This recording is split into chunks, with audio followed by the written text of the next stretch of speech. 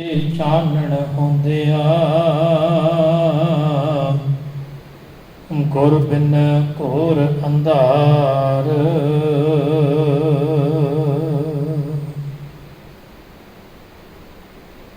ਚਵਰ ਤਖਤ ਦੇ ਮਾਲਕ ਹਾਜ਼ਰਾ ਹਜ਼ੂਰ ਜਹਰਾ ਜਹੂਰ ਸਰਬ ਕਲਾ ਭਰਪੂਰ ਸਾਂਝੀ ਵਾਰਤਾ ਦੇ ਪ੍ਰਤੀ ਗੁਰੂ ਕਰੀਬ ਨਵਾਜ। ਧੰਨ ਧੰਨ ਸਾਹਿਬ ਸ੍ਰੀ ਗੁਰੂ ਗ੍ਰੰਥ ਸਾਹਿਬ ਸੱਚੇ ਪਾਤਸ਼ਾਹ ਜੀ ਦੀ ਸਾਚੀ ਨਵਾਜੀ ਗੋਦ ਅੰਦਰ ਜੁੜ ਮਿਲ ਬੈਠੀ ਪਰਮ ਸਤਿਕਾਰਯੋਗ ਗੁਰੂ ਪਿਆਰੀ ਗੁਰੂ ਸਵਾਰੀ ਸਾਧ ਸੰਗਤ ਜੀਓ, ਆਪ ਜੀ ਬੜੇ ਭਾਗੇ ਹੋ। ਸਤਿਗੁਰਾਂ ਦੀ ਅਪਾਰ ਕਿਰਪਾ ਰਹਿਮਤ ਸਦਕਾ ਅੰਮ੍ਰਿਤ ਵੇਲੇ ਤੋਂ ਹੀ ਗੁਰੂ ਚਰਨਾਂ ਵਿੱਚ ਹਾਜ਼ਰੀਆਂ ਲਵਾ ਰਹੇ ਹੋ। ਅੱਜ ਦਾ ਦਿਹਾੜਾ ਬੜਾ ਪਵਿੱਤਰ ਹੈ। ਧੰਨ ਧੰਨ ਸਾਹਿਬ ਸ੍ਰੀ ਗੁਰੂ ਨਾਨਕ ਦੇਵ ਮਹਾਰਾਜ ਪਾਤਸ਼ਾਹ ਜੀ ਦੀ ਪਵਿੱਤਰ ਦੂਸਰੀ ਅਗੰਮੀ ਜੋਤ। ਧੰਨ ਧੰਨ ਸਾਹਿਬ ਸ੍ਰੀ ਗੁਰੂ ਅੰਗਦ ਦੇਵ ਮਹਾਰਾਜ ਪਾਤਸ਼ਾਹ ਜੀ ਦਾ ਪਵਿੱਤਰ ਪ੍ਰਕਾਸ਼ ਦਿਹਾੜਾ ਹੈ ਅਤੇ ਨਾਲ ਹੀ ਸਰਹੰਦ ਫਤਿਹ ਦਿਵਸ ਵੀ ਹੈ। ਆਪ ਸਾਰੀਆਂ ਸੰਗਤਾਂ ਨੂੰ ਸਾਹਿਬਾਂ ਦੇ ਪਵਿੱਤਰ ਪ੍ਰਕਾਸ਼ ਦਿਹਾੜੇ ਦੀਆਂ ਅਤੇ ਸਰਹੰਦ ਫਤਿਹ ਦਿਵਸ ਦੀਆਂ ਲੱਖ ਲੱਖ ਵਧਾਈਆਂ ਹੋਣ। ਸਤਿਗੁਰੂ ਮੈਂ ਰਹਿਮਤ ਕਰਨ ਕਿਰਪਾ ਕਰਨ। ਆਓ ਗੁਰੂ ਪਾਤਸ਼ਾਹ ਜੀ ਦੇ ਪਾਵਨ ਜੀਵਨ ਦੀ ਆਪਾਂ ਨਿਮਾਣੀ ਜਿਹੜੀ ਹੈ ਵਿਚਾਰ ਸਾਂਝੀ ਕਰਨੀ ਹੈ। ਵਿਚਾਰਾਂ ਆਰੰਭ ਕਰਨ ਤੋਂ ਪਹਿਲਾਂ ਆਪ ਸਰਬੱਤ ਮਾਈ ਭਾਰੀ ਅਸੀਸ ਬਖਸ਼ੋ। ਬੁਲਾਓ ਫਤਿਹ। ਵਾਹਿਗੁਰੂ ਜੀ ਕਾ ਖਾਲਸਾ ਵਾਹਿਗੁਰੂ ਜੀ ਕੀ ਫਤਿਹ। ਸਿੱਖੀ ਦੇ ਅੰਦਰ ਸੇਵਾ ਅਤੇ ਸਿਮਰਨ ਨੂੰ ਬੜਾ ਹੀ ਮਹਾਨ ਮੰਨਿਆ ਗਿਆ ਹੈ। ਜੇ ਕੋਈ ਸਿੱਖੀ ਦੇ ਮਾਰਗ ਤੇ ਚੱਲਦਾ ਹੈ ਤਾਂ ਉਹਦੇ ਕੋਲ ਆ ਦੋ ਬਖਸ਼ਿਸ਼ਾਂ ਮਾਲਕ ਦੀਆਂ ਜ਼ਰੂਰ ਹੋਣੀਆਂ ਚਾਹੀਦੀਆਂ ਨੇ। ਪਹਿਲੀ ਸੇਵਾ ਤੇ ਦੂਸਰਾ ਸਿਮਰਨ। ਗੁਰੂ ਨਾਨਕ ਸਾਹਿਬ ਪਾਤਸ਼ਾਹ ਜੀ ਦੇ ਦਰ ਦੇ ਉੱਤੇ ਜਿਹਨੇ ਵੀ ਮਾਣ ਪ੍ਰਾਪਤ ਕੀਤਾ ਹੈ ਉਹਨੇ ਸੇਵਾ ਤੇ ਸਿਮਰਨ ਦੀ ਘਾਲਣਾ ਕਰਕੇ ਮਾਣ ਪ੍ਰਾਪਤ ਕੀਤਾ ਹੈ। ਜੇ ਆਪਾਂ ਗੱਲ ਕਰੀਏ ਗੁਰੂ ਅੰਗਦ ਦੇਵ ਪਾਤਸ਼ਾਹ ਜੀ ਦੀ, ਗੁਰੂ ਅਮਰਦਾਸ ਸੱਚੇ ਪਾਤਸ਼ਾਹ ਜੀ ਦੀ, ਧੰਨ ਗੁਰੂ ਗੁਰੂ ਰਾਮਦਾਸ ਪਾਤਸ਼ਾਹ ਜੀ ਦੀ, ਤਾਂ ਇਹਨਾਂ ਤਿੰਨ ਗੁਰੂ ਸਾਹਿਬਾਨਾਂ ਨੇ ਅਥਾਹ ਸੇਵਾ ਕਰਕੇ ਤੇ ਗੁਰੂ ਘਰ ਦੇ ਵਿੱਚ ਉਹ ਮਾਣ ਉਹ ਰੁਤਬਾ ਪ੍ਰਾਪਤ ਕੀਤਾ ਜਿਹੜਾ ਸੰਸਾਰ ਦੇ ਵਿੱਚ ਅਜੇ ਤੱਕ ਕੋਈ ਹੋਰ ਮਨੁੱਖ ਨਹੀਂ ਪ੍ਰਾਪਤ ਕਰ ਸਕਿਆ। ਧੰਨ ਗੁਰੂ ਗੁਰੂ ਅੰਗਦ ਦੇਵ ਪਾਤਸ਼ਾਹ ਜੀ ਜਿਨ੍ਹਾਂ ਦਾ ਪਵਿੱਤਰ ਪ੍ਰਕਾਸ਼ ਸੰਨ 1504 ਮੱਥੇ ਦੀ ਸਰਾਂ ਜੋ ਅੱਜ ਕੱਲ੍ਹ ਜ਼ਿਲ੍ਹਾ ਮੁਕਤਸਰ ਦੇ ਵਿੱਚ ਪੈਂਦਾ ਹੈ। ਪਿਤਾ ਬਾਬਾ ਫੇਰੂ ਮੱਲ ਜੀ ਅਤੇ ਮਾਤਾ ਭਾਗੋ ਜੀ ਜਿਨ੍ਹਾਂ ਦੀ ਕੁੱਖ ਤੋਂ ਗੁਰੂ ਪਾਤਸ਼ਾਹ ਜੀ ਦਾ ਪ੍ਰਕਾਸ਼ ਹੋਇਆ। ਪਿਤਾ ਸ਼ਾਹੂਕਾਰੀ ਦਾ ਕੰਮ ਕਰਦੇ ਨੇ, ਵਪਾਰ ਦਾ ਕਾਰੋਬਾਰ ਹੈ। ਇਸ ਕਰਕੇ ਘਰ ਦਾ ਜਿਹੜਾ ਮਾਹੌਲ ਹੈ ਉਹ ਕੁਝ ਧਰਮੀ ਵੀ ਹੈ, ਪਰ ਬਾਬਾ ਲਹਿਣਾ ਜੀ ਦਾ ਜਿਹੜਾ ਝੁਕਾਅ ਹੈ ਉਹ ਬਹੁਤਾ ਜਿਹੜਾ ਮਾਲਕ ਵਾਲੇ ਪਾਸੇ ਹੈ। ਜਿੱਥੇ ਪਿਤਾ ਦੇ ਦੱਸੇ ਹੋਏ ਕੰਮ ਨੂੰ ਕਿਰਤ ਨੂੰ ਉਹ ਚੰਗੀ ਤਰ੍ਹਾਂ ਕਰਦੇ ਨੇ ਉੱਥੇ ਉਹਨਾਂ ਦੇ ਅੰਦਰ ਧਰਮੀ ਖਿਆਲ, ਧਰਮੀ ਸੋਚ, ਧਰਮੀ ਵਿਚਾਰਧਾਰਾ ਉਹਨਾਂ ਦੇ ਜੀਵਨ ਵਿੱਚ ਹੈ।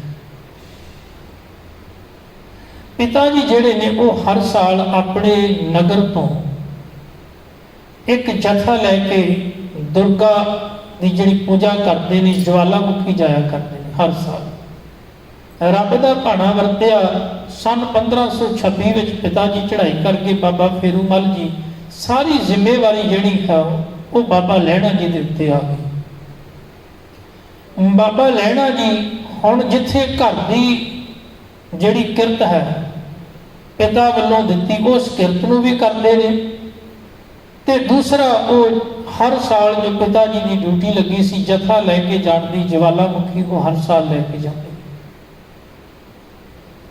ਨਿਰੰਤਰ ਕੁਝ ਸਾਲ ਜਾਣ ਤੋਂ ਬਾਅਦ ਜੀਵਨ ਦੇ ਵਿੱਚ ਅਜੇ ਵੀ ਇੱਕ ਬੇਚੈਨੀ ਬਣੀ ਹੋਈ ਹੈ, ਅੰਦਰ ਟਿਕਾ ਨਹੀਂ, ਸਹਿਜ ਨਹੀਂ ਪੈਦਾ ਹੋ ਰਿਹਾ।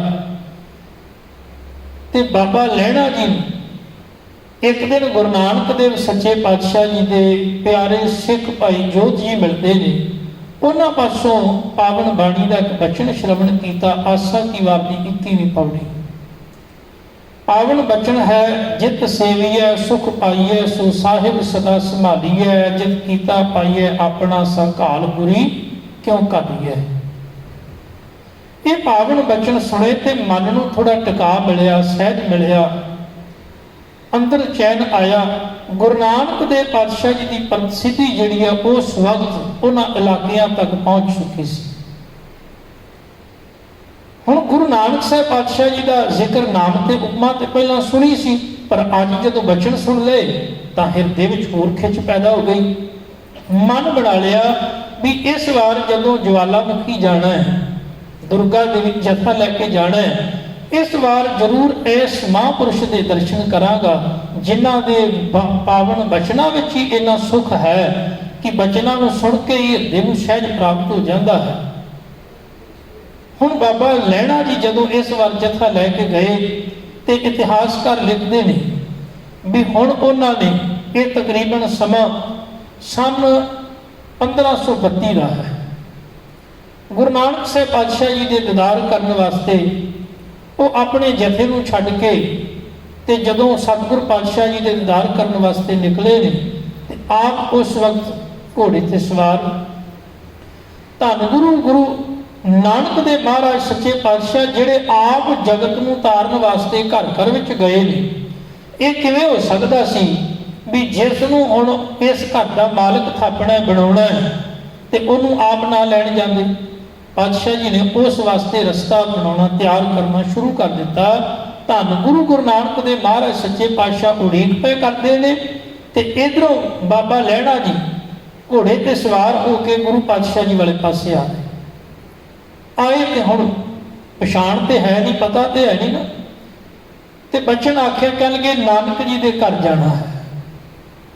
ਬਚਨ ਆਖੇ। ਹੁਣ ਜੇ ਕੋਈ ਮੇਰੇ ਵਰਗਾ ਹੁੰਦਾ ਤੇ ਮੈਂ ਤੇ ਹੱਥ ਕਰਕੇ ਇੱਧਰ ਇਸ਼ਾਰਾ ਕਰਕੇ ਕਹਿ ਦੇਣਾ ਸੀ ਵੀ ਇੱਧਰ ਨੂੰ ਚਲੇ ਜਾਓ, ਤੀਜੀ ਚੌਥੀ ਗਲੀ ਮੁੜ ਜਾਓ, ਇਸ ਤਰ੍ਹਾਂ ਇਸ਼ਾਰਾ ਕਰਕੇ ਦੱਸ ਦੇਣਾ ਸੀ। ਪਰ ਗੁਰੂ ਨਾਨਕ ਸਾਹਿਬ ਪਾਤਸ਼ਾਹ ਜੀ ਤਾਂ ਉਡੀਕ ਹੀ ਕਰ ਰਹੇ ਸਨ। ਹੁਣ ਬਾਬਾ ਨਾਨਕ ਜੀ ਨੇ ਆਪ ਲਗਾਮ ਫੜੀ, ਕਹਿਣ ਲੱਗੇ ਆਓ ਮੈਂ ਤੁਹਾਨੂੰ ਉਹਨਾਂ ਘਰੇ ਛੱਡ ਆਉਂਦਾ। ਲਗਾਮ ਫੜਦੀ ਗੱਲਾਂ ਬਾਤਾਂ ਕਰਦੇ ਆ।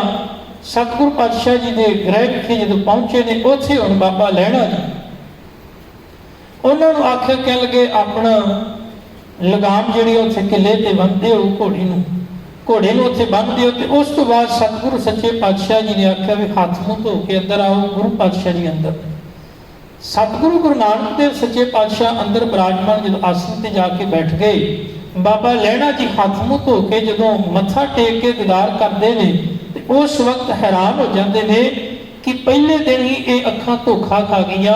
ਦੀਨ ਦੁਨੀ ਦਾ ਪਾਤਸ਼ਾਹ ਗੁਰੂ ਨਾਨਕ ਸਾਹਿਬ ਜਿਹੜੇ ਲਗਾਮ ਫੜ ਕੇ ਮੇਰੀ ਘਰ ਤੱਕ ਲੈ ਕੇ ਆਏ ਨੇ, ਇਹ ਆਪ ਹੀ ਗੁਰੂ ਨਾਨਕ ਪਾਤਸ਼ਾਹ ਜੀ ਨੇ ਅੱਜ ਪਹਿਲੇ ਦਿਨ ਹੀ ਮੇਰੀਆਂ ਅੱਖਾਂ ਨੇ ਧੋਖਾ ਖਾ ਲਿਆ।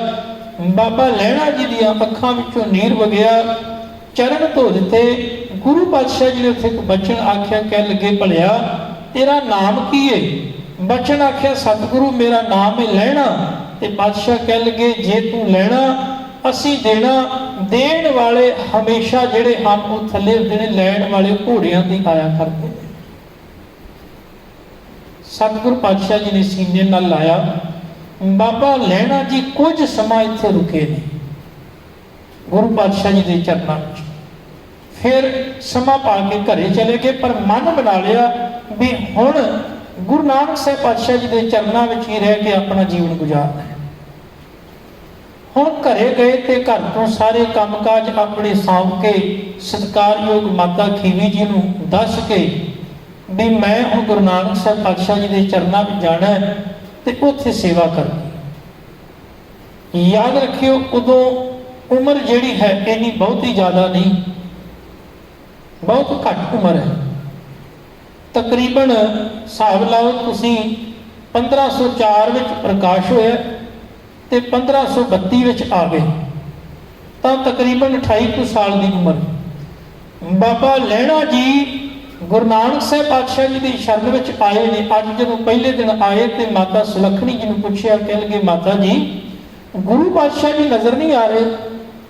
ਤੇ ਮਾਤਾ ਸੁਲੱਖਣੀ ਜੀ ਨੇ ਆਖਿਆ ਵੀ ਤੁਸੀਂ ਉਡੀਕ ਕਰ ਲਵੋ, ਉਹ ਖੇਤਾਂ ਨੂੰ ਗਏ। ਹੁਣ ਅੰਦਰੋਂ ਜਿਹੜਾ ਵਿਛੋੜਾ ਸੀ ਉਹ ਅਸਹਿ ਸੀ, ਦੀਦਾਰ ਕਰਨ ਵਾਸਤੇ ਅੰਦਰੋਂ ਤਾਂਘ ਲੱਗੀ ਸੀ। ਬਾਬਾ ਲਹਿਣਾ ਜੀ ਉੱਥੇ ਬੈਠੇ ਨਾ ਰਹੇ ਤੇ ਉੱਠ ਕੇ ਖੇਤਾਂ ਨੂੰ ਤੁਰ ਪਏ। ਹੁਣ ਅੱਗੇ ਗੁਰੂ ਨਾਨਕ ਸਾਹਿਬ ਸੱਚੇ ਪਾਤਸ਼ਾਹ ਖੇਤਾਂ 'ਚ ਕੰਮ ਕਰਦੇ ਨੇ। ਝੋਨਾ ਜਿਹੜਾ ਝੋਨੇ ਦੀ ਫਸਲ ਸੀ ਤੇ ਸਤਿਗੁਰੂ ਸੱਚੇ ਪਾਤਸ਼ਾਹ ਜੀ ਨੂੰ ਵੇਖ ਕੇ ਤੇ ਬਾਬਾ ਲਹਿਣਾ ਜੀ ਵੀ ਅੰਦਰ ਚਲੇ ਗਏ। ਗੁਰੂ ਪਾਤਸ਼ਾਹ ਜੀ ਨੇ ਆਵਾਜ਼ ਮਾਰੀ, ਕਹਿ ਲਗੇ ਆਓ ਤੁਹਾਨੂੰ ਸੇਵਾ ਵਿੱਚ ਲੱਗੇ। ਬਾਬਾ ਲਹਿਣਾ ਜੀ ਹੁਣ ਝੋਨਾ ਜਦੋਂ ਪੁੱਟਣ ਲੱਗੇ ਤੇ ਵਿੱਚ ਜਿਹੜਾ ਨਦੀਨ ਸੀ, ਜਿਹੜਾ ਵਾਧੂ ਦਾ ਘਾਹ ਫੂਸ ਸੀ, ਉੱਟ ਕੇ ਤੇ ਉਹ ਸੁੱਟਣਾ ਸੀ।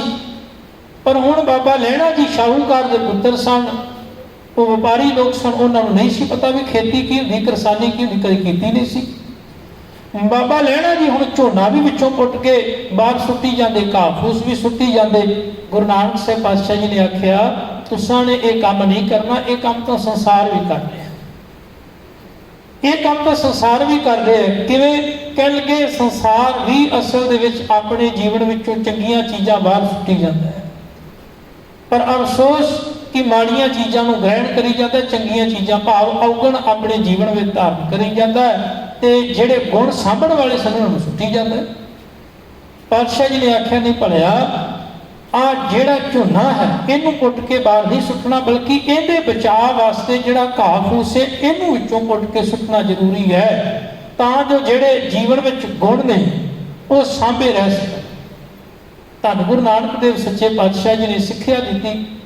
ਬਾਬਾ ਲਹਿਣਾ ਜੀ ਦੇ ਸਿਰ ਤੇ ਇੱਥੇ ਪੰਡ ਚਕਾਈ, ਬੰਨ ਕੇ ਨਾ ਘਾਹ ਦੀ ਪੰਡ, ਘਾਹ ਦੀ, ਤੇ ਪਾਤਸ਼ਾਹ ਜੀ ਨੇ ਉਹ ਪਾਣੀ ਦੇ ਨਾਲ ਚੋਂਦੀ ਸੀ ਤੇ ਸਿਰ ਦੇ ਉੱਤੇ ਰੱਖ ਦਿੱਤੀ। ਉਹਦਾ ਵੀ ਕਾਰਨ ਸੀ, ਅੱਗੇ ਵਿਚਾਰ ਨਹੀਂ। ਹੁਣ ਜਦੋਂ ਗੁਰੂ ਨਾਨਕ ਸਾਹਿਬ ਪਾਤਸ਼ਾਹ ਜੀ ਨੇ ਸਿਰ ਤੇ ਪੰਡ ਚਕਾਈ ਤੇ ਹੁਣ ਬਾਬਾ ਲਹਿਣਾ ਜੀ ਦੇ ਕੱਪੜੇ ਨਵੇਂ ਘਰੋਂ ਆਏ ਸਨ ਤੇ ਸਿਰ ਤੇ ਪੰਡ ਰੱਖੀ ਤੇ ਸੁਭਾਵਿਕ ਗੱਲ ਸੀ ਉਹ ਜਿਹੜੀ ਉਹਦੇ ਵਿੱਚ ਚਿੱਕੜ ਸੀ ਉਹਦੇ ਛਿੱਟੇ ਕੱਪੜਿਆਂ ਤੇ ਪਏ।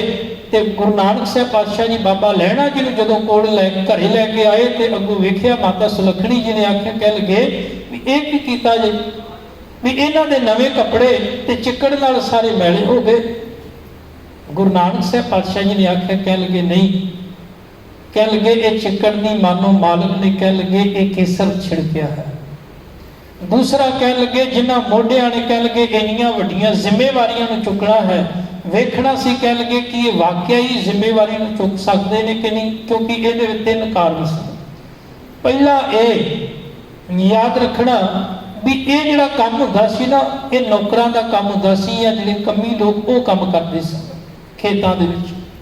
ਗੁਰੂ ਨਾਨਕ ਸਾਹਿਬ ਪਾਤਸ਼ਾਹ ਜੀ ਨੇ ਆਵਾਜ਼ ਮਾਰੀ ਤਾਂ ਮਨ ਵਿੱਚ ਵਿਚਾਰ ਬਣਾਈ ਵੀ ਕਿਤੇ ਇਹ ਤੇ ਨਹੀਂ ਸੋਚ ਇਹਨਾਂ ਦੇ ਅੰਦਰ ਵੀ ਮੈਂ ਤੇ ਸ਼ਾਹੂਕਾਰ ਦਾ ਪੁੱਤਰ ਆ, ਕਿਉਂਕਿ ਗੁਰੂ ਨਾਨਕ ਦੇ ਮਹਾਰਾਜ ਪਾਤਸ਼ਾਹ ਜੀ ਦਾ ਜਿਹੜਾ ਟਿਕਾਣਾ ਹੈ ਨਾ, ਕਿਉਂਕਿ ਹਰ ਇੱਕ ਕਿਸੇ ਦਾ ਕੋਈ ਨਾ ਕੋਈ ਟਿਕਾਣਾ ਹੁੰਦਾ ਹੈ, ਥਾਂ ਹੁੰਦੀ ਹੈ। ਗੁਰੂ ਨਾਨਕ ਸਾਹਿਬ ਪਾਤਸ਼ਾਹ ਜੀ ਦਾ ਵੀ ਇੱਕ ਟਿਕਾਣਾ ਹੈ, ਇੱਕ ਥਾਂ ਹੈ ਜਿਹਦਾ ਜ਼ਿਕਰ ਗੁਰੂ ਨਾਨਕ ਸਾਹਿਬ ਜੀ ਨੇ ਬਾਣੀ ਵਿੱਚ ਕੀਤਾ। ਮਾਰ ਜਾਦਨ ਨੀਚਾਂ ਅੰਦਰ ਨੀਚ ਜਾਤ, ਨੀਚੀ ਹੂੰ ਅਤ ਨੀਚ, ਨਾਨਕ ਤਿਨ ਕੈ ਸੰਗ ਸਾਥ ਵੱਡਿਆਂ ਸੋ ਕਿਆ ਰੀਸ, ਜਿੱਥੈ ਨੀਚ ਸੰਭਾਲੀਆਂ ਤਿੱਥੈ ਨਦਰ ਤੇਰੀ ਬਖਸ਼ਿਸ਼। ਚਾਰ ਤਰ੍ਹਾਂ ਦੇ ਨੀਚ। ਪਹਿਲਾ ਉਹ ਜਿਹੜਾ ਸਮਾਜਿਕ ਤੌਰ ਤੇ ਸਾਧਨਾ ਦੇ ਪੱਖੋਂ ਪਿੱਛੇ ਰਹਿ ਗਿਆ, ਸਮਾਜ ਨੇ ਉਹਨੂੰ ਇੰਨਾ ਮਾਣ ਸਤਿਕਾਰ ਨਹੀਂ ਦਿੱਤਾ। ਜਿਵੇਂ ਵੀ ਕੁਝ ਲੋਕਾਂ ਦੇ ਕੋਲ ਬਹੁਤ ਸਾਰੇ ਸਾਧਨ ਸਨ, ਪਰ ਕੁਝ ਲੋਕ ਐਸੇ ਸਨ ਜਿਨ੍ਹਾਂ ਕੋਲ ਸਾਧਨ ਨਹੀਂ ਸਨ। ਲੋਕਾਂ ਨੇ ਉਹਨਾਂ ਨੂੰ ਇੰਨਾ ਸਨਮਾਨ ਨਾ ਦਿੱਤਾ, ਜਾਂ ਕਹਿ ਲਈਏ ਵੀ ਇੱਕ ਅਮੀਰ ਤਬਕਾ ਸੀ ਤੇ ਜਿਹੜੇ ਦੂਜੇ ਅਮੀਰ ਨਹੀਂ ਸਨ ਉਹਨਾਂ ਨੂੰ ਸਮਾਜ ਨੇ ਇੰਨਾ ਜ਼ਿਆਦਾ ਮਾਣ ਨਹੀਂ ਦਿੱਤਾ ਜਿੰਨਾ ਇੱਕ ਅਮੀਰ ਬੰਦੇ ਨੂੰ ਲੋਕ ਦਿੰਦੇ ਨੇ। ਅੱਜ ਵੀ ਵੇਖ ਲਓ ਤੁਸੀਂ। ਦੂਸਰਾ ਉਹ ਜਿਨ੍ਹਾਂ ਕੋਲ ਜਿਹੜਾ ਘਰ ਘਾਟ ਹੈ, ਇਹ ਬਿਲਕੁਲ ਵੀ ਨਹੀਂ ਸੀ। ਘਰ ਘਾਟ ਨਹੀਂ, ਸੜਕਾਂ ਦੇ ਉੱਤੇ ਸੌਂਦੇ ਸਨ ਪਰ ਖਾਣ ਨੂੰ ਭੋਜਨ ਹੈ। ਤੀਸਰੇ ਨੀਚ ਉਹ ਜਿਨ੍ਹਾਂ ਕੋਲ ਨਾ ਘਰ ਘਾਟ ਹੈ ਨਾ ਖਾਣ ਨੂੰ ਭੋਜਨ, ਲੋਕਾਂ ਦੇ ਘਰਾਂ ਵਿੱਚ ਮੰਗ ਕੇ ਖਾਂਦੇ ਸਨ। चौथे ਉਹ ਜਿਨ੍ਹਾਂ ਕੋਲ ਨਾ ਘਰ ਘਾਟ ਤੇ ਨਾ ਰਹਿਣ ਨੂੰ ਥਾਂ ਤੇ ਨਾ ਹੀ ਖਾਣ ਨੂੰ ਕੁਝ ਤੇ ਨਾ ਹੀ ਕਿਤੇ ਮੰਗ ਕੇ ਜਾ ਖਾ ਸਕਦੇ ਸਨ, ਕਿਉਂਕਿ ਸਰੀਰ ਕਿਸੇ ਨਾ ਕਿਸੇ ਰੂਪ ਦੇ ਨਾਲ ਗ੍ਰਸਤ ਸੀ, ਉਹ ਤੁਰ ਕੇ ਵੀ ਨਹੀਂ ਜਾ ਸਕਦੇ।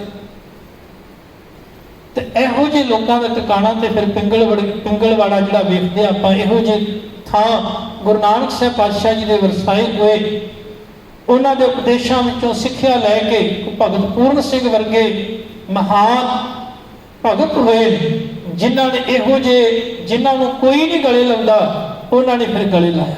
ਖੈਰ, ਗੁਰੂ ਨਾਨਕ ਸਾਹਿਬ ਪਾਤਸ਼ਾਹ ਜੀ ਨੇ ਆਖਿਆ ਮੇਰੀ ਸਾਂਝ ਇਹਨਾਂ ਲੋਕਾਂ ਨਾਲ ਹੈ, ਜਿਨ੍ਹਾਂ ਨੂੰ ਲੋਕ ਨੀਵਾਂ ਕਹਿੰਦੇ, ਜਿਨ੍ਹਾਂ ਨੂੰ ਲੋਕ ਕਹਿੰਦੇ ਘਰ ਘਾਟ ਨਹੀਂ, ਜਿਨ੍ਹਾਂ ਨੂੰ ਲੋਕ ਅਨਾਥ ਕਹਿੰਦੇ, ਜਿਨ੍ਹਾਂ ਨੂੰ ਲੋਕ ਨਿਆਸਰਾ ਕਹਿੰਦੇ, ਗੁਰੂ ਨਾਨਕ ਸਾਹਿਬ ਪਾਤਸ਼ਾਹ ਜੀ ਉਹਨਾਂ ਦਾ ਆਸਰਾ। ਕਹਿ ਲਗੇ ਮੇਰਾ ਜਿਹੜਾ ਟਿਕਾਣਾ ਇਹਨਾਂ ਦੇ ਹਿਰਦਿਆਂ ਵਿੱਚ ਹੈ। ਹੁਣ ਬਾਬਾ ਲਹਿਣਾ ਜੀ ਨੂੰ ਤੇ ਦੱਸਣਾ ਸੀ ਨਾ ਵੀ ਮੇਰਾ ਟਿਕਾਣਾ ਆ ਏ, ਤੇ ਤੂੰ ਇੱਕ ਸ਼ਾਹੂਕਾਰ ਦਾ ਪੁੱਤਰ ਆ, ਤੈਨੂੰ ਘੱਟੋ ਘੱਟ ਇਹਨਾਂ ਨਾਲ ਪਹਿਲਾਂ ਮੈਂ ਜਾਣ ਪਛਾਣ ਕਰਾਵਾਂ, ਕਿਉਂਕਿ ਇਹਨਾਂ ਦੇ ਉਧਾਰ ਵਾਸਤੇ ਮੈਂ ਸੰਸਾਰ ਵਿੱਚ ਆਇਆ ਹਾਂ। ਹੁਣ ਪਹਿਲਾ ਕਾਰਨ ਇਹ ਸੀ ਉਹ ਪੰਡ ਚੁਕਾਉਣ ਦਾ, ਵੀ ਜਿਹੜਾ ਭਾਰ ਗੁਰੂ ਨਾਨਕ ਸਾਹਿਬ ਪਾਤਸ਼ਾਹ ਜੀ ਗੁਰਸਿੱਖੀ ਦਾ ਇਹਨਾਂ ਮੋਢਿਆਂ ਤੇ ਟਿਕਾਣਾ ਹੈ ਕਿ ਉਹ ਭਾਰ ਬਾਬਾ ਲਹਿਣਾ ਜੀ ਚੁੱਕਣ ਲਈ ਤਿਆਰ ਨੇ। ਦੂਸਰਾ, ਗੁਰੂ ਨਾਨਕ ਸਾਹਿਬ ਪਾਤਸ਼ਾਹ ਜੀ ਨੇ ਬਚਨ ਕੀਤੇ ਤੇ ਬਾਬਾ ਲਹਿਣਾ ਜੀ ਕੀ ਵਾਕਿਆ ਹੁਕਮ ਮੰਨਦੇ ਨੇ, ਹੁਕਮ ਦੀ ਅਦੁਲੀ ਤੇ ਨਹੀਂ ਕਰਦੇ। ਤੀਸਰਾ, ਆਉਣ ਵਾਲੇ ਸਮੇਂ ਵਿੱਚ ਹੋ ਸਕਦਾ ਕੋਈ ਐਸੇ ਲੋਕ ਵੀ ਗੁਰੂ ਨਾਨਕ ਦੇ ਘਰ ਵਿੱਚ ਆਉਂਦੇ ਰਹੇ ਤੇ ਆਉਣਗੇ, ਜਿਨ੍ਹਾਂ ਨੂੰ ਲੋਕ ਭਾਵੇਂ ਨੀਚ ਕਹਿੰਦੇ, ਨੀਵਾਂ ਕਹਿੰਦੇ, ਕਿ ਇਹਨਾਂ ਨੂੰ ਗਲ ਲਾਉਣ ਦੀ ਸਮਰੱਥਾ ਬਾਬਾ ਲਹਿਣਾ ਜੀ ਵਿੱਚ ਹੈ। ਖੈਰ, ਬਾਬਾ ਲਹਿਣਾ ਜੀ ਪਹਿਲੇ ਦਿਨ ਹੀ ਖਰੇ ਉਤਰ ਗਏ। ਉਹਨਾਂ ਗੁਰੂ ਦੇ ਬਚਨ ਨੂੰ ਮੰਨਿਆ, ਪੰਡ ਵੀ ਸਿਰ ਤੇ ਚੁੱਕੀ, ਪਰ ਇਤਰਾਜ਼ ਵੀ ਨਹੀਂ ਕੀਤਾ ਵੀ ਸਤਿਗੁਰੂ ਮੇਰੇ ਤੇ ਨਵੇਂ ਕੱਪੜੇ ਵੈਲੇ ਹੋ ਗਏ, ਗੱਦੇ ਹੋ ਗਏ, ਨਹੀਂ ਬਚਨ ਕੀਤਾ। ਧੰਨ ਗੁਰੂ ਨਾਨਕ ਦੇਵ ਸੱਚੇ ਪਾਤਸ਼ਾਹ ਜੀ ਦੀ ਸ਼ਰਨ ਵਿੱਚ ਤਕਰੀਬਨ 8 ਸਾਲ ਸਨ 1532 ਤੋਂ ਲੈ ਕੇ 39 ਤੱਕ ਬੜੀ ਵੱਡੀ ਘਾਲਣਾ ਘਾਲੀ, ਜਿਨ੍ਹਾਂ ਵਿੱਚੋਂ ਸੰਖੇਪ ਮੈਂ ਜ਼ਿਕਰ ਕਰਦੇ ਹਾਂ। ਕਦੀ ਧੰਨ ਗੁਰੂ ਨਾਨਕ ਦੇਵ ਸੱਚੇ ਪਾਤਸ਼ਾਹ ਜੀ ਨੇ ਆਖਣਾ ਵੀ ਰਾਤ ਹੋ ਗਈ, ਅੱਧੀ ਰਾਤ ਹੋਈ ਤੇ ਆਖਣਾ ਅੰਮ੍ਰਿਤ ਵੇਲਾ ਹੋ ਗਿਆ ਤੇ ਆਓ ਬਸਤਰ ਇਸ਼ਨਾਨ ਕਰਨਾ। ਬਾਕੀ ਸਿੱਖ ਆਖਣ ਵੀ ਸਤਿਗੁਰੂ ਅਜੇ ਤਾਂ ਅੱਧੀ ਰਾਤ ਹੋਈ, ਅੰਮ੍ਰਿਤ ਵੇਲਾ ਨਹੀਂ ਹੋਇਆ।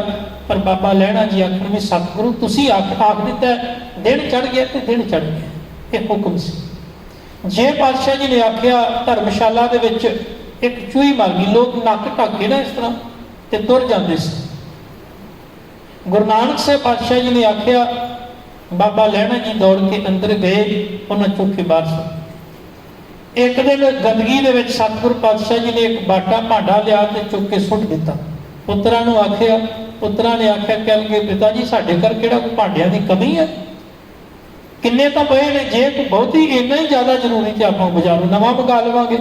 ਪਰ ਜਦੋਂ ਬਾਬਾ ਲਹਿਣਾ ਜੀ ਨੂੰ ਆਖਿਆ, ਉਹਨਾਂ ਉਸੇ ਵੇਲੇ ਛਾਲ ਮਾਰੀ ਤੇ ਕੱਢ ਕੇ ਬਾਹਰ ਲੈ ਗਏ। ਇਸੇ ਤਰ੍ਹਾਂ ਕਦੀ ਕੰਧ ਡਿੱਗ ਜਾਵੇ ਤੇ ਕੰਧ ਦੀ ਉਸਾਰੀ ਕਰਾਉਣੀ।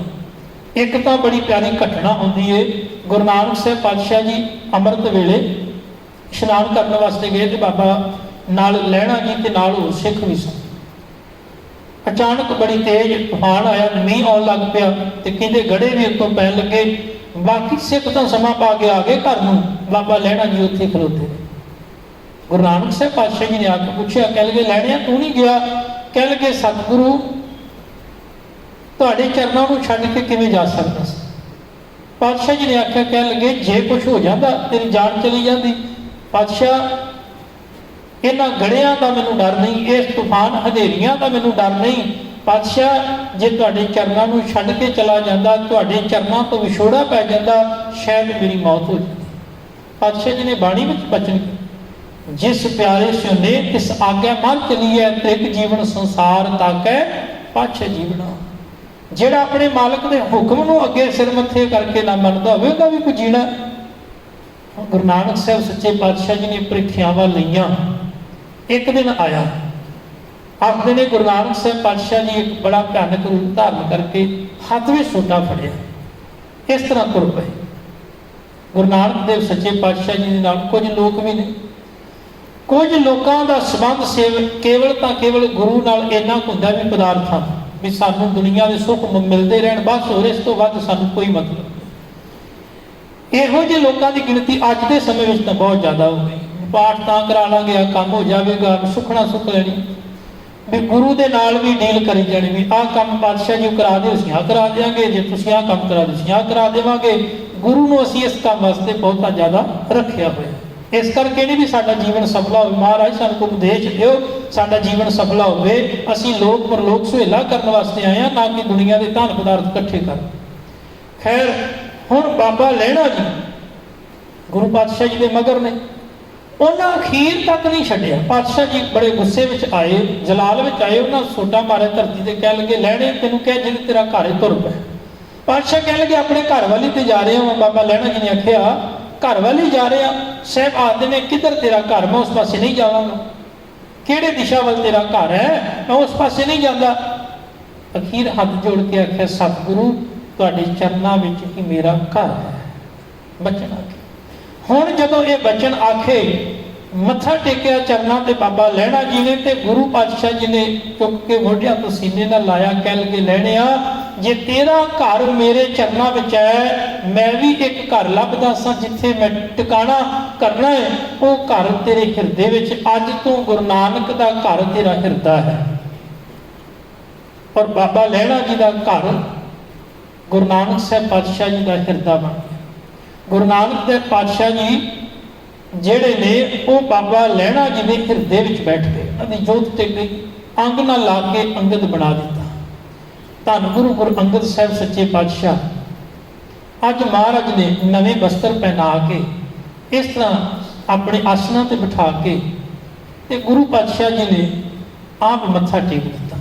जब मत्था टेकिया तो चारे पासे चर्चा हो गई इस गल की, क्योंकि अज तक ये तो होंदा आया सी भी एक बाप अपनी जायदाद सारा कुछ वसीयत अपने पुत्रां नूं ते दिंदा वेखिया सी, पर यह नहीं सी वेखिया कोई होर होवे ते उहनूं अपनी वसीयत दे दिंदे, या कह लो भी राज भाग अपने बच्चियां दर बच्चियां नूं ही मनुख दिंदा। अज असीं भी गल सोचदे साडा कारोबार होवे किहने साडे बच्चे संभालण, अगों उहनां दे बच्चे संभालण, पर यह तां कुछ वखरी खेड सी।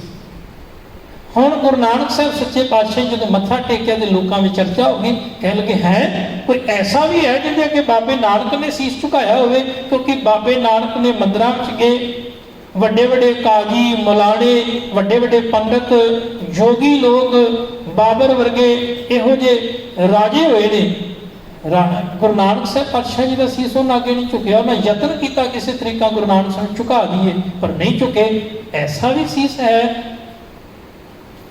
जिंदे अगे गुरु नानक साहब पातशाह जी शीश झुकिया हुए, ऐसा भी कोई पुरख है। पर सच जानियो कभी पूछया सी भाई मरदाने ने बाबे नानक नूं भी हे सतगुरु कि दुनिया के अंदर कोई ऐसा भी होगा पुरख जिंदे अगे तुहाडा शीश झुकदा होगा। पातशाह जी ने आख्या हाँ, जिंदा शीश कह लगे मालिक अगे झुकदा होगा, मेरा शीश उस अगे झुकदा है। भाव जिहड़ा मालिक की बंदगी करने वाला, नाम जपण वाला, उहदे राह ते तुरन वाला गुरु नानक साहब नूं प्यारा लगता है। सतगुरु नानक देव सच्चे पातशाह जी की असीस प्राप्त की ते महाराज ने हुक्म किया, कह लगे कि नगर वसाओ।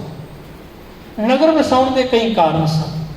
हालांकि वेखो गुरु नानक साहब पातशाह जी ने नगर वसाया करतारपुर। उत्थे आउण वाला हर एक मनुख वो ननकाणे नाल नहीं जुड़े, वो करतारपुर भाव करते नाल जुड़े गुरु पातशाह जी। पर बचन किया तुसीं भी एक नगर वसाओ, क्योंकि उत्थे गुरु नानक साहब पातशाह जी के पुत्र इस गल का विरोध लगे करन कि पिता साडा जमीन जायदाद सारी साडी ते गद्दी तुसीं एक सिख बाबे लैणे नूं दे दित्ती है। पर वो ये गल नहीं सन जानते भी पुत्री कोल ना पालियो, भी पुत्रा ने अपने पिता की गल नूं मन्निया नहीं। इस घर दे विच तां बड़ी सहनशीलता, बड़ा प्यार, सत संतोख, दया, धरज, धीरज, प्रेम, वैराग, ये रब्बी गुणा का खजाना जिंदे कोल है। गुरु नानक साहब के उन्हें उत्ते त्रुटते हैं।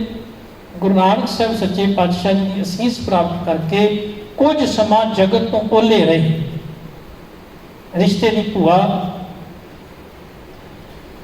अपनी भूआ के गृह विखे आके कुछ समय अखां तो ओले रहे। यह भी कोई खेड हो सकती गुरु की। गुरु नानक साहब पातशाह जी के अखीरले समय कुछ समा जगत तो अखों परोखे रहे, दूर रहे। बाबा लैणा जी भी ਮਾਤਾ ਭਰਾਈ ਜੀ ਨੂੰ ਰਿਸ਼ਤੇ ਵਿੱਚ ਭੂਆ ਲੱਗਦੇ, ਉਹਨਾਂ ਦੇ ਗ੍ਰਹਿ ਵਿਖੇ ਕੁਝ ਸਮਾਂ ਸੰਸਾਰ ਤੋਂ ਅੱਖੋਂ ਪਰੋਖੇ ਹੋ ਗਏ। ਇਹਦੇ ਕਾਰਨ ਸਨ ਵੀ ਜਿਸ ਮਾਲਕ ਨੂੰ ਵੇਖ ਕੇ ਦੀਦਾਰ ਕਰਕੇ ਬਾਬਾ ਲਹਿਣਾ ਜੀ ਜਿਉਂਦੇ ਸਨ, ਗੁਰੂ ਅੰਗਦ ਸਾਹਿਬ ਪਾਤਸ਼ਾਹ ਜੀ, ਅੱਜ ਉਹ ਸੰਸਾਰ ਵਿੱਚ ਨਹੀਂ ਸਨ, ਤਾਂ ਉਹ ਅੰਤਰ ਧਿਆਨ ਹੋ ਗਏ। ਹੁਣ ਸਿੱਖ ਜਿਹੜੇ ਨੇ, ਜਿਨ੍ਹਾਂ ਨੂੰ ਪਤਾ ਹੀ ਗੁਰੂ ਨਾਨਕ ਸਾਹਿਬ ਪਾਤਸ਼ਾਹ ਜੀ ਦੀ ਜੋਤ, ਗੁਰੂ ਅੰਗਦ ਸਾਹਿਬ ਪਾਤਸ਼ਾਹ ਜੀ, ਸਿੱਖ ਤਾਂ ਗੁਰੂ ਦੀਦਾਰ ਕੀਤੇ ਬਿਨਾਂ ਕਿਵੇਂ ਰਹਿ ਸਕਦਾ ਸੀ। ਉਹਨਾਂ ਬਾਬਾ ਬੁੱਢਾ ਜੀ ਨੂੰ ਆ ਕੇ ਬੇਨਤੀ ਕੀਤੀ ਵੀ ਤੁਹਾਡੀ ਗੁਰੂ ਘਰ ਦੇ ਨਾਲ ਬੜੀ ਨੇੜਤਾ ਹੈ, ਕਿਰਪਾ ਕਰੋ, ਤੁਹਾਨੂੰ ਪਤਾ ਹੋਵੇਗਾ ਗੁਰੂ ਸਾਹਿਬ ਕਿੱਥੇ। ਬਾਬਾ ਬੁੱਢਾ ਜੀ ਆਏ, ਸਤਿਕਾਰਯੋਗ ਮਾਤਾ ਭਰਾਈ ਉਹਨਾਂ ਦੇ ਗ੍ਰਹਿ ਵਿਖੇ ਆ ਕੇ ਪਹਿਲਾਂ ਰੱਬੀ ਬਾਣੀ ਦਾ ਕੀਰਤਨ ਕੀਤਾ, ਗੁਰੂ ਨਾਨਕ ਸਾਹਿਬ ਦੀ ਬਾਣੀ ਨੂੰ ਗ੍ਰਹਿਣ ਕੀਤਾ, ਫਿਰ ਅਰਦਾਸ ਬੇਨਤੀ ਕੀਤੀ। ਗੁਰੂ ਪਾਤਸ਼ਾਹ ਜੀ ਬਾਹਰ ਆਏ, ਕਿਉਂਕਿ ਗੁਰੂ ਨਾਨਕ ਸਾਹਿਬ ਦੀ ਬਾਣੀ ਦਾ ਕੀਰਤਨ ਹੁੰਦਾ ਹੋਵੇ ਤੇ ਬਾਬਾ ਲਹਿਣਾ ਜੀ ਭਾਵ ਗੁਰੂ ਅੰਗਦ ਸਾਹਿਬ ਪਾਤਸ਼ਾਹ ਜੀ ਨਾ ਆਉਂਦੇ ਕਿਵੇਂ ਹੋ ਸਕਦਾ ਸੀ। ਬਾਹਰ ਆਏ, ਸੰਗਤਾਂ ਨੂੰ ਦੀਦਾਰ ਦਿੱਤੇ। ਹੁਣ ਗੁਰੂ ਪਾਤਸ਼ਾਹ ਜੀ ਨੇ ਖਡੂਰ ਸਾਹਿਬ ਵਸਾਇਆ। ਇਹ ਨਗਰ ਵਸਾ ਕੇ ਇੱਥੇ ਸਤਿਕਾਰਯੋਗ ਮਾਤਾ ਖੀਵੀ ਜੀ, ਜਿਨ੍ਹਾਂ ਨੇ ਬਚਨ ਕੀਤਾ, ਕਹਿ ਲੱਗੇ ਤੁਸੀਂ ਬਹੁਤ ਲੰਮਾ ਸਮਾਂ ਗੁਰੂ ਨਾਨਕ ਸਾਹਿਬ ਦੇ ਚਰਨਾਂ ਵਿੱਚ ਰਹੇ, ਉਥਾ ਸੇਵਾ ਬਖਸ਼ਿਸ਼ਾਂ ਤੁਹਾਨੂੰ ਪ੍ਰਾਪਤ ਹੋਈਆਂ ਨੇ, ਕਿਰਪਾ ਕਰੋ ਮੇਰੀ ਵੀ ਝੋਲੀ ਵਿੱਚ ਕੋਈ ਸੇਵਾ ਦੀ ਦਾਤ ਪਾਓ। ਗੁਰੂ ਨਾਨਕ ਸਾਹਿਬ ਪਾਤਸ਼ਾਹ ਜੀ ਦਰ ਤੋਂ ਗੁਰੂ ਸ਼ਬਦ ਦਾ ਲੰਗਰ ਪ੍ਰਾਪਤ ਕੀਤਾ।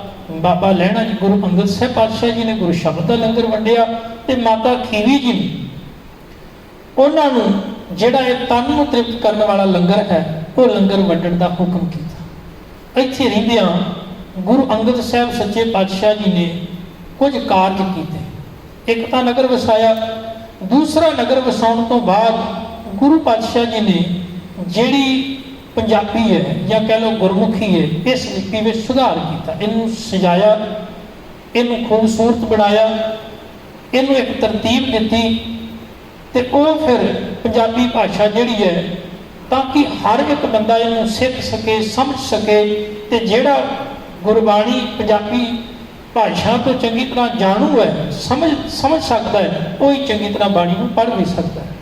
ਤਾਂ ਗੁਰੂ ਪਾਤਸ਼ਾਹ ਜੀ ਨੇ ਇਹ ਕਾਰਜ ਕੀਤਾ। ਬਾਣੀ ਦੇ ਗੁਟਕੇ ਸਾਹਿਬ ਬਣਵਾਏ, ਸਿੱਖਾਂ ਵਿੱਚ ਵੰਡੇ। ਪਾਤਸ਼ਾਹ ਜੀ ਨੇ ਪਾਠਸ਼ਾਲਾਵਾਂ ਬਣਾਈਆਂ, ਜਿਹਨੂੰ ਅੱਜ ਦੇ ਟਾਈਮ ਆਪਾਂ ਸਕੂਲ ਕਹਿ ਲੈਂਦੇ ਹਾਂ। ਪਾਠਸ਼ਾਲਾਵਾਂ ਬਣੀਆਂ, ਉੱਥੇ ਨੌਜਵਾਨ ਬੱਚਿਆਂ ਨੂੰ, ਛੋਟੇ ਬੱਚਿਆਂ ਨੂੰ ਪ੍ਰੇਰਿਤ ਕੀਤਾ। ਪ੍ਰੇਰਿਤ ਕਰਕੇ ਉਹਨਾਂ ਨੂੰ, ਜਿੱਥੇ ਗੁਰੂ ਪਾਤਸ਼ਾਹ ਜੀ ਨੇ ਦੰਗਲ ਆਦਿ ਕੁਸ਼ਤੀ ਦੇ ਖੇਡਾਂ ਕਰਵਾਉਣੀਆਂ, ਦੂਜੇ ਪਾਸੇ ਉਹਨਾਂ ਨੂੰ ਬਾਣੀ ਨਾਲ ਗੁਰਮਤਿ ਦੇ ਨਾਲ ਜੋੜਨਾ। ਗੁਰੂ ਅੰਗਦ ਸਾਹਿਬ ਸੱਚੇ ਪਾਤਸ਼ਾਹ ਜੀ ਨੇ ਆਪ ਲੰਗਰਾਂ ਵਿੱਚ ਸੇਵਾ ਕਰਨੀ, ਸਤਿਕਾਰਯੋਗ ਮਾਤਾ ਖੀਵੀ ਜੀ ਨੇ ਲੰਗਰਾਂ ਵਿੱਚ ਸੇਵਾ ਕਰਨੀ। ਜਿਹੜਾ ਵੀ ਆਵੇ ਗੁਰੂ ਪਾਤਸ਼ਾਹ ਜੀ ਦੇ ਦੀਦਾਰ ਕਰਕੇ ਨਿਹਾਲ ਹੋ ਜਾਂਦਾ ਹੈ। ਗੁਰੂ ਅੰਗਦ ਦੇ ਪਾਤਸ਼ਾਹ ਜੀ ਦੇ ਜੀਵਨ ਦੇ ਉੱਤੇ ਗੁਰੂ ਨਾਨਕ ਸਾਹਿਬ ਦਾ ਇੰਨਾ ਪ੍ਰਭਾਵ ਪਿਆ ਸੀ ਕਿ ਜਦੋਂ ਗੁਰੂ ਅੰਗਦ ਸਾਹਿਬ ਜੀ ਦੀ ਬਾਣੀ ਪੜ੍ਹੀ, ਇੱਕ ਖਿਨ ਆਪਾਂ ਥੋੜਾ ਵਿਚਾਰੀਏ। ਆਪਾਂ ਜਦੋਂ ਵਿਚਾਰ ਆਰੰਭ ਕੀਤੀ ਸੀ ਤੇ ਉਦੋਂ ਮੈਂ ਬਚਨ ਸਾਂਝਾ ਕੀਤਾ ਸੀ ਵੀ ਗੁਰੂ ਨਾਨਕ ਸਾਹਿਬ ਪਾਤਸ਼ਾਹ ਜੀ ਦੀ ਆਸਾ ਕੀ ਵਾਰ ਦਾ ਇੱਕ ਬਚਨ ਭਾਈ ਜੋਧ ਜੀ ਪਾਸੋਂ ਸੁਣਿਆ ਸੀ ਬਾਬਾ ਲਹਿਣਾ ਜੀ ਨੇ। ਕਿਹੜਾ ਬਚਨ ਸੀ? ਜਿਤ ਸੇਵੀਏ ਸੁਖ ਪਾਈਏ ਸੋ ਸਾਹਿਬ ਸਦਾ ਸਮਾਧੀ। ਅੱਜ ਤੁਸੀਂ ਆਸਾ ਕੀ ਵਾਰ ਪੜ੍ਹਦੇ ਹੋ। ਆਸਾ ਕੀ ਵਾਰ ਉਦੋਂ ਤੱਕ ਅਧੂਰੀ ਹੈ ਜੇ ਉਹਦੇ ਵਿੱਚ ਗੁਰੂ ਅੰਗਦ ਸਾਹਿਬ ਪਾਤਸ਼ਾਹ ਜੀ ਦੇ ਸਲੋਕ ਨਾ ਹੋਣ। ਕਹਿਣ ਤੋਂ ਭਾਵ ਇੰਨਾ ਉਹਨਾਂ ਨੇ ਗੁਰੂ ਪਾਤਸ਼ਾਹ ਜੀ ਦੇ ਬਚਨਾਂ ਨੂੰ ਜੀਵਨ ਵਿੱਚ ਕਮਾਇਆ ਕਿ ਆਸਾ ਕੀ ਵਾਰ ਦਾ ਰੂਪ ਹੋ ਗਏ, ਬਿਲਕੁਲ ਰੂਪ ਹੋ ਗਏ। ਤਾਂ ਹੀ ਉਹਨਾਂ ਦੇ ਬਚਨ ਦਰਜ ਨੇ। 63 ਸ਼ਲੋਕ ਉਚਾਰਨ ਕੀਤੇ ਤੇ ਉਹ ਜਿਹੜੇ ਸ਼ਲੋਕ ਨੇ ਨਾ ਗੁਰੂ ਨਾਨਕ ਦੇ ਪਾਤਸ਼ਾਹ ਜੀ ਦੀ ਬਾਣੀ ਦੇ ਨਾਲ ਬਿਲਕੁਲ ਮਿਲਦੇ ਜੁਲਦੇ। ਜੇ ਤੁਸੀਂ ਇੱਕ ਦੋ ਮੈਂ ਸ਼ਬਦ ਸਾਂਝੇ ਕਰ ਲਵਾਂ। ਗੁਰੂ ਨਾਨਕ ਦੇ ਪਾਤਸ਼ਾਹ ਜੀ ਨੇ ਜਪਜੀ ਸਾਹਿਬ ਦੇ ਅਖੀਰ ਵਿੱਚ ਪਾਵਨ ਸ਼ਲੋਕ ਉਚਾਰਨ ਕੀਤਾ, ਅੰਗ ਨੰਬਰ 8 ਤੇ ਪਾਵਨ ਬਚਨ ਹੁੰਦਾ, ਪਵਨ ਗੁਰੂ ਪਾਣੀ ਪਿਤਾ ਮਾਤਾ ਤਤ ਮਹਤ। ਇਹ ਸ਼ਲੋਕ ਗੁਰੂ ਅੰਗਦ ਸਾਹਿਬ ਪਾਤਸ਼ਾਹ ਜੀ ਨੇ ਗੁਰੂ ਗ੍ਰੰਥ ਸਾਹਿਬ ਪਾਤਸ਼ਾਹ ਜੀ ਦੇ ਪਾਵਨ ਅੰਗ 146 ਤੇ ਉਚਾਰਨ ਕੀਤਾ। ਹੁਣ ਜਦੋਂ ਇਹ ਪਾਵਨ ਸ਼ਲੋਕ ਉਚਾਰਨ ਕੀਤਾ ਥੋੜਾ ਜਿਹਾ ਅੰਤਰ ਹੈ। ਜਦੋਂ ਅਰੰਭਤਾ ਹੁੰਦੀ ਹੈ ਪਵਨ ਗੁਰੂ ਪਾਣੀ ਪਿਤਾ ਮਾਤਾ ਧਰਤ ਮਹਤ, ਤਾਂ ਆਪਾਂ ਪਾਵਨ ਬਚਨ ਪੜ੍ਹਦੇ ਹਾਂ ਦਿਵਸ ਰਾਤ। ਗੁਰੂ ਪਾਤਸ਼ਾਹ ਜੀ ਨੇ ਉੱਥੇ ਸ਼ਬਦ ਉਚਾਰਿਆ ਦਿਨਸ ਰਾਤ। ਇੱਥੇ ਸ਼ਬਦ ਪੜ੍ਹਦੇ ਹਾਂ ਦੋਏ, ਉੱਥੇ ਦੋਏ। ਇਹ ਸ਼ਬਦ ਥੋੜਾ ਅੰਤਰ। ਅਖੀਰ ਤੇ ਆਪਾਂ ਪੜ੍ਹਦੇ ਹਾਂ ਕੇਤੀ ਛੁੱਟੀ ਨਾਲ, ਉੱਥੇ ਆਵੇਗਾ ਹੋਰ ਕੇਤੀ ਛੁੱਟੀ ਨਾਲ। ਇਸ ਤਰ੍ਹਾਂ ਗੁਰੂ ਨਾਨਕ ਸਾਹਿਬ ਪਾਤਸ਼ਾਹ ਜੀ ਦਾ ਜਪਜੀ ਸਾਹਿਬ ਵਿੱਚ ਬਚਨ ਪੜ੍ਹਦੇ ਆ, ਭੁੱਖਿਆਂ ਭੁੱਖ ਨਾ ਉਤਰੀ ਜੇ ਬੰਨਾ ਪੁਰੀਆਂ ਪਾਰ। ਗੁਰੂ ਅੰਗਦ ਸਾਹਿਬ ਪਾਤਸ਼ਾਹ ਜੀ ਉਚਾਰਨ ਕੀਤਾ, ਉਹਦੀ ਵਿਆਖਿਆ ਕਰ ਦਿੱਤੀ। ਭੁੱਖਿਆਂ ਭੁੱਖ ਨਾ ਉਤਰੈ, ਨਾਨਕ ਗੱਲੀ ਭੁੱਖ ਨਾ ਜਾਏ। ਹੁਣ ਗੁਰੂ ਪਾਤਸ਼ਾਹ ਜੀ ਨੇ ਬਚਨ ਉਚਾਰਨ ਕਰ ਦਿੱਤਾ ਵੀ ਇਸ ਤਰ੍ਹਾਂ ਗੱਲਾਂ ਕੀਤਿਆਂ ਕੇਵਲ ਭੁੱਖ ਦੂਰ ਨਹੀਂ ਹੁੰਦੀ, ਆਤਮਾ ਦੀ ਖੁਰਾਕ ਜਿੰਨਾ ਚਿਰ ਮਨੁੱਖ ਨੂੰ ਪ੍ਰਾਪਤ ਨਾ ਹੋਵੇ। ਨਾਨਕ ਭੁੱਖਾ ਤਾਂ ਰਜੈ, ਜਾਂ ਗੁਣ ਕਹਿ ਗੁਣੀ ਸਮਾਏ। ਭੁੱਖਿਆਂ ਭੁੱਖ ਨਾ ਉਤਰੈ, ਗੱਲੀ ਭੁੱਖ ਨਾ ਜਾਏ, ਨਾਨਕ ਭੁੱਖਾ ਤਾਂ ਰਜੈ, ਜਾਂ ਗੁਣ ਕਹਿ ਗੁਣੀ ਸਮਾਏ। ਜੇ ਉਹ ਰੱਬੀ ਗੁਣਾਂ ਦੇ ਵਿੱਚ ਲੀਨ ਹੋ ਜਾਵੇ ਤਾਂ ਮਨੁੱਖ ਤ੍ਰਿਪਤ ਹੋ ਸਕਦਾ ਹੈ। ਇਸੇ ਤਰ੍ਹਾਂ ਗੁਰੂ ਪਾਤਸ਼ਾਹ ਜੀ ਨੇ ਬਾਣੀ ਵਿੱਚ ਬੜੇ ਸਾਰੇ ਸੁਨੇਹੇ ਉਪਦੇਸ਼ ਵੀ ਦਿੱਤੇ ਨੇ ਮਨੁੱਖਤਾ ਦੇ ਜਗਤ ਵਾਸਤੇ। ਜਿਵੇਂ ਪਾਵਨ ਬਚਨ ਹੁੰਦਾ ਹੈ, ਗੁਰੂ ਪਾਤਸ਼ਾਹ ਜੀ ਨੇ ਆਖਿਆ, ਨਾਲ ਇਆਣੀ ਦੋਸਤੀ ਵਾਡਾਰੂ ਸੁਨੇ, ਪਾਣੀ ਅੰਦਰ ਲੀਟ ਜੋ ਤਿਸ ਦਾ ਥਾਂ ਨਾ। ਇਸ ਤਰ੍ਹਾਂ ਪਾਵਨ ਬਚਨ ਕੀਤੇ ਪਾਤਸ਼ਾਹ ਜੀ ਨੇ। ਬਚਨ ਕੀਤਾ, ਬੱਧਾ ਚੱਕੀ ਜੋ ਪਰੈ, ਨਾ ਗੁਣ ਨਾ ਉਪਕਾਰ, ਛੇਤੀ ਖੁਸ਼ੀ ਸਵਾਰੀਏ ਨਾਨਕ ਕਾਰਜ ਸਾਰ। ਪਾਵਨ ਬਚਨ ਇਸ ਤਰ੍ਹਾਂ ਗੁਰੂ ਪਾਤਸ਼ਾਹ ਵਿਚਾਰ ਕੇ ਮਨੁੱਖਤਾ ਨੂੰ ਬਾਣੀ ਦੇ ਨਾਲ ਜੋੜਿਆ। 63 ਪਾਵਨ ਸ਼ਲੋਕ ਗੁਰੂ ਗ੍ਰੰਥ ਸਾਹਿਬ ਦੀ ਪਾਵਨ ਬਾਣੀ ਅੰਦਰ ਗੁਰੂ ਅੰਗਦ ਦੇਵ ਪਾਤਸ਼ਾਹ ਜੀ ਨੇ, ਜਿਹੜੇ ਕਿ ਵਾਰਾਂ ਦੇ ਵਿੱਚ ਦਰਜ ਕੀਤੇ ਗਏ ਨੇ, ਆਪਾਂ ਪੜ੍ਹਦੇ। ਗੁਰੂ ਅੰਗਦ ਸਾਹਿਬ ਸੱਚੇ ਪਾਤਸ਼ਾਹ ਜੀ ਨੇ ਆਪਣੇ ਸਾਰੇ ਜੀਵਨ ਦੇ ਵਿੱਚ ਤਕਰੀਬਨ ਹਰ ਇੱਕ ਨੂੰ ਗੁਰੂ ਨਾਨਕ ਸਾਹਿਬ ਪਾਤਸ਼ਾਹ ਜੀ ਦੇ ਦਰਸਾਏ ਮਾਰਗ ਦੀ ਸੋਝੀ ਬਖਸ਼ੀ, ਸੇਵਾ ਸਿਮਰਨ ਵਿੱਚ ਪਰਪੱਕਤਾ ਅਤੇ ਮਨੁੱਖਤਾ ਦਾ ਭਲਾ ਕਰਨ ਦੀ ਜਾਚ ਸਿਖਾਈ। ਆਪ ਜੀਵਨ ਬਤੀਤ ਕਰਕੇ ਗੁਰੂ ਪਾਤਸ਼ਾਹ ਅਨੁਸਾਰ ਮਨੁੱਖਤਾ ਨੂੰ ਵੀ ਇਹ ਸੱਚ ਦਾ ਪੈਗਾਮ ਦਿੱਤਾ ਕਿ ਜਿਹੜਾ ਵੀ ਮਾਲਕ ਦੇ ਹੁਕਮ ਨੂੰ ਮੰਨੇਗਾ, ਸੇਵਾ ਤੇ ਸਿਮਰਨ ਵਿੱਚ ਪੱਕਾ ਹੋਵੇਗਾ, ਗੁਰੂ ਨਾਨਕ ਸਾਹਿਬ ਦੀਆਂ ਥਾਂ ਬਖਸ਼ਿਸ਼ਾਂ ਨੂੰ ਪ੍ਰਾਪਤ ਹੋਣਗੀਆਂ। ਅਖੀਰ ਬਾਬਾ ਸੱਤਾ ਤੇ ਬਾਬਾ ਬਲਵੰਡ ਜੀ ਦਾ ਬਚਨ, ਉਹਨਾਂ ਨੇ ਗੁਰੂ ਪਾਤਸ਼ਾਹ ਜੀ ਦੀ ਸਿਫਤ ਕਰਦਿਆਂ ਬਚਨ ਕੀਤਾ ਹੈ, ਹੋਵੇ ਸਿਫਤ ਖਸਮ ਦੀ, ਨੂਰ ਅਰਸ਼ੋਂ ਕੁਰਸੋਂ ਝੱਟੀ ਹੈ, ਤੁਧ ਡਿਠੈ ਸੱਚੇ ਪਾਤਸ਼ਾਹ, ਮਲ ਜਨਮ ਜਨਮ ਦੀ ਕੱਟੀ ਹੈ। ਇਹ ਗੁਰੂ ਅੰਗਦ ਸਾਹਿਬ ਸੱਚੇ ਪਾਤਸ਼ਾਹ ਜੀਓ, ਜਿਹੜਾ ਤੁਹਾਡੇ ਦਰਸ਼ਨ ਦੀਦਾਰ ਤੁਹਾਡੀ ਬਾਣੀ ਵਿੱਚੋਂ ਕਰੇਗਾ, ਪਾਤਸ਼ਾਹ ਜੀ ਉਹਨਾਂ ਦੀ ਜਨਮਾਂ ਜਨਮਾਂ ਦੀ ਮੈਲ ਦੁੱਖ ਪਾਪ ਜਿਹੜੇ ਹਨ ਕੱਟੇ ਜਾਣਗੇ। ਆਓ ਗੁਰੂ ਕਿਰਪਾ ਕਰੇ, ਬਖਸ਼ਿਸ਼ ਕਰੇ। ਗੁਰੂ ਅੰਗਦ ਸਾਹਿਬ ਸੱਚੇ ਪਾਤਸ਼ਾਹ ਜੀ ਦੀ ਪਾਵਨ ਬਾਣੀ, ਉਹਨਾਂ ਦੇ ਉਪਦੇਸ਼ਾਂ ਨਾਲ ਜੁੜ ਕੇ ਆਪਣੇ ਜੀਵਨ ਨੂੰ ਸਫਲਾ ਕਰਨ ਦਾ ਯਤਨ ਕਰੀਏ। ਜੋ ਰਹਿਮਤਾਂ ਗੁਰੂ ਨਾਨਕ ਸਾਹਿਬ ਦੇ ਦਰ ਤੋਂ ਉਹਨਾਂ ਨੂੰ ਪ੍ਰਾਪਤ ਹੋਈਆਂ ਨੇ, ਉਹਨਾਂ ਤੋਂ ਸਿੱਖਿਆਵਾਂ ਲੈ ਕੇ ਉਹਨਾਂ ਪੂਰਨਿਆਂ ਤੇ ਆਪਣੇ ਜੀਵਨ ਨੂੰ ਤੋਰ ਕੇ ਆਪਣਾ ਵੀ ਜੀਵਨ ਸਫਲਾ ਕਰ ਸਕੀਏ। ਹੋਈਆਂ ਭੁੱਲਾਂ ਚੁੱਕਾਂ ਦੀ ਖਿਮਾ। ਵਾਹਿਗੁਰੂ ਜੀ ਕਾ ਖਾਲਸਾ, ਵਾਹਿਗੁਰੂ ਜੀ ਕੀ ਫਤਿਹ।